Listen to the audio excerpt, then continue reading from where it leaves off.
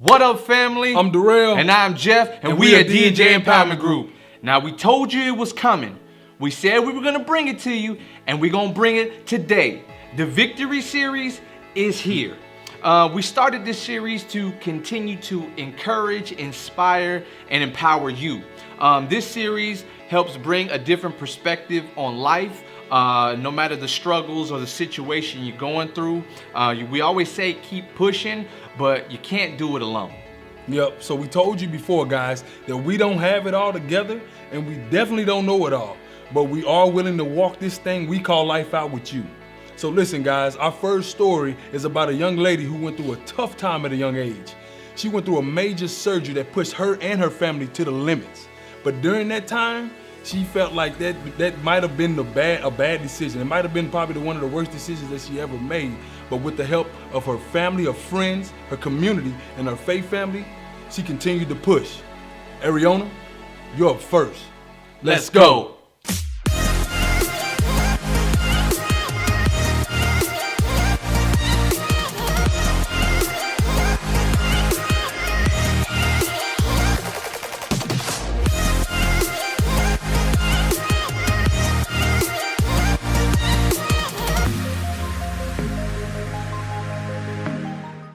Hi, my name is Ayreona, and this is my victory story. I'm a senior, I'm one of Jehovah's Witnesses, and I'm a waitress. I work at El Pueblito's, a Mexican food restaurant here. And when I'm not working or when I'm not at my meetings with my religion, I'm usually involved. I'm involved in a lot of youth organizations. I'm the president of National Honor Society. I'm in the Choctaw County Youth Coalition and Youth Administration Board. I'm a part of Student Council also. I volunteer at Paris Regional Hospital and our local nursing home here. And I like to do that in my free time when I have time to. I really have a passion for the field that I want to go into, the medical field and mental health. I really have a passion for that. I grew up here in Hugo. I've always went to Hugo schools.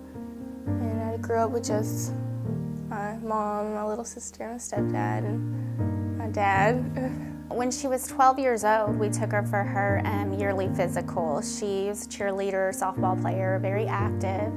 And she was doing her physical and she was having some issues. She wasn't feeling well. I got that checked out and my doctor couldn't find anything, but he had noticed that my back was kind of curved, and so he did a scoliosis check and he found my scoliosis, but he didn't know the degree of it. Dr. Al McLemore came in and asked me who is treating her for her scoliosis. And I felt horrible because at the time I did not know what scoliosis was. So he had explained to me what it was, and he said she's got a pretty severe curvature in her spine. He said she needs to see a specialist. He said this is not anything that I can do here. Then I went to Shriners in Louisiana, in Shreveport, Louisiana. I got sent there. And when I got sent there, my degree started to increase, I believe 10 degrees a month. That's what it started averaging to increase. So by the end of my visits with them, this went on until I was probably about 16 now, 15 or 16, 15 now. And my curve progressed to a 54-degree curve, and they were still just kind of playing around.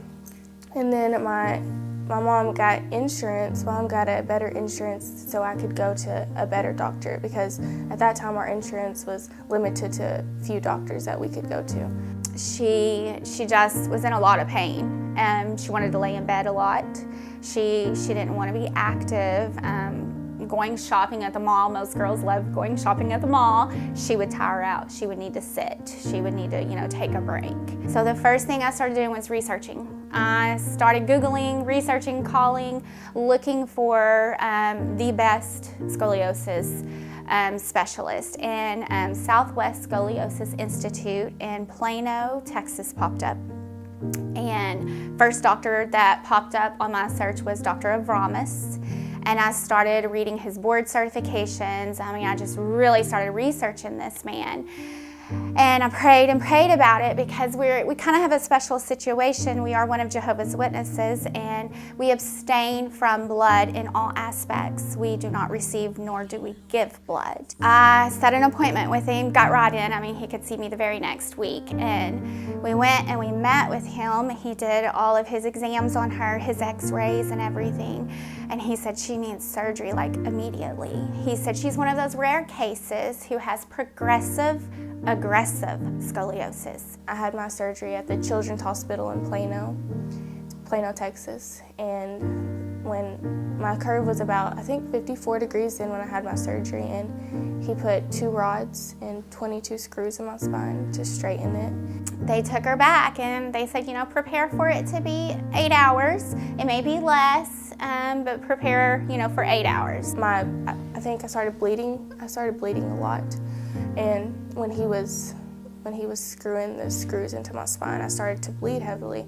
So my surgery that's supposed to take 8 hours he just went into overtime, so he didn't have to do a blood transfusion. So it ended up taking about 3 hours. After that, I was sent into ICU, and I was there for about 4 days. And it was very tough. When I was in the hospital, I was on all the pain medication, so I wasn't really feeling it. But once I got home, it was the hardest time of my life. I've never experienced that much pain or anything like that. He did an amazing job. She's a walking testament today. I mean, he took her deformed little back and made it a perfect, beautiful, straight back. Her before and after pictures are amazing. He took her from a 56-degree curvature to down, I believe the last time we checked, it was around from a 10 to a 13 curve. You can't even see it anymore. He did an amazing job. So for about 3 weeks, I was in bed, and I got really sick at one point during my recovery, so that kind of set me back. And I had to relearn how to walk and how to do everything pretty much. Sit up, I couldn't hardly sit up. Because I was curved to one side for so long, when my doctor straightened me out, all those muscles that hadn't been moved, when he straightened me out, they were having to stretch. So I had severe, severe pain in my side from those muscles stretching, and that was probably my worst pain, was in my side.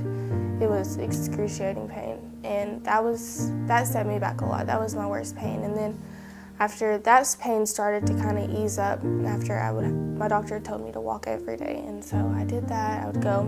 My dad would take me to the walking trail, and we would walk because I didn't have school or anything. And I started to have some just nerve pain in my shoulder. That was really hard. Those are probably the hardest. At the time when I was in my recovery and when it was going really bad, in those first 3 weeks, I got really depressed.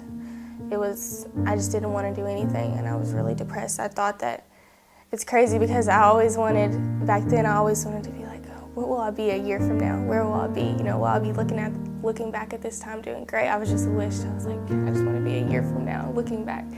And I didn't think that it was going to get any better. I thought that we had just made a really big mistake. My mom helped me a lot. She took off work. She was off work for probably about 2 weeks. 2 weeks. She took off work, and she was my everything at that time. She helped me. I couldn't do anything on my own after surgery.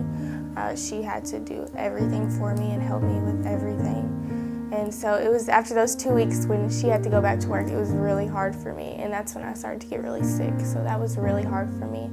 And my aunt came, and my dad, of course, he helped me. But I feel like when you're sick, you just want your mom. So it was really hard for me. But my mom helped me with everything. It definitely made me so much stronger, because now I look back at what I went through, and I have 2 rods and 22 screws in my spine, and I look back at that, and now I kind of just have a mindset, I went through this, I can go through almost anything, Anytime I'm faced with something that's really difficult or it's going to be hard for me, I always think back at that time that I went through this so I can get through this. So it really does help me. I know before I had my surgery, I was trying to find anybody. I was trying to reach out to anyone that I could find on the internet who had the same surgery that I had, or had just went through it, because I just wanted to know. And then after my surgery, I just wanted to know that what I was going through was normal, or if it wasn't. And so even now I get reached out, and I've tried to make myself open and post about my surgery and what I went through so people will reach out to me, because I know how bad I wanted to reach out to people, and I wanted people to just tell me it's normal, I went through it also. So any chance that I get to be able to comfort somebody through that, because I know what it's like. And so if there's somebody out there who sees this and they're going through the same thing, I would love to just help them through it and let them know that it does get better. I feel like your mindset is everything. Your mindset through something. No matter what you're going through, I feel like if you can keep a positive outlook on it, then you can get through anything. Mind over matter. That's what I tell myself all the time when I was going through that. It's just to stay in a positive state and cling to God, cling to if it's not God, whoever. I think that even no matter what position you're at, I do see myself as a leader, and that's how I do carry myself. And no matter where you're at, you're gonna go through things, and you're gonna have your downtime. You're gonna have your time where you're at rock bottom, you feel like. But I think it's about support, and because my friends were always there for me, even when I was at my lowest time. So I would definitely always be there for them. And I feel like this story can help anyone who is at that time or who is going through anything like that. So we hope the Ayreona story inspired you. Listen, guys, I know life gets tough. I know times get hard. And I know sometimes it seems like there's no light at the end of the tunnel, but you gotta keep going. We all go through our go-through. We will have trials and tribulations. We can't hide, nor are we excluded from them. I read a quote that said, "You were given this life because you were strong enough to live it." So I got a question for you. If I told you today that for the next 30 days, if you continue to push, if you continue to grind, if you continue to believe and have faith and be relentless in your pursuit to walk in your calling, on the other side is a reward that is so unbelievable that you can't even imagine it. Would you keep fighting, or would you quit? Because you gotta do a little work. There are so many of us just like Ayreona who are living witnesses of the reward on the other side. She didn't let her circumstances stop her. She fought through it, and now she's leaning into what God has for her life. So guys, I'm leaving you, and I'm gonna leave you with this. Please hear me. If you don't hear anything else I said, please hear this. That God called you to be a victor. He didn't call you to be a victim. So go be victorious. Straight up.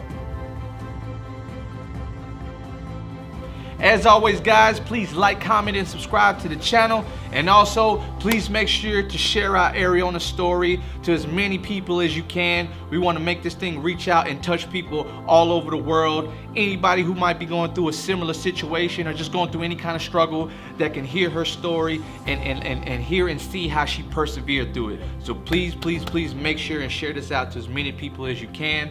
Also, check out our website at www.djempowerment.com, and you can also check out our blog that we do every Wednesday at www.straightupmindset.blogspot.com. And as always, guys, we'll catch you on the next one. Straight up.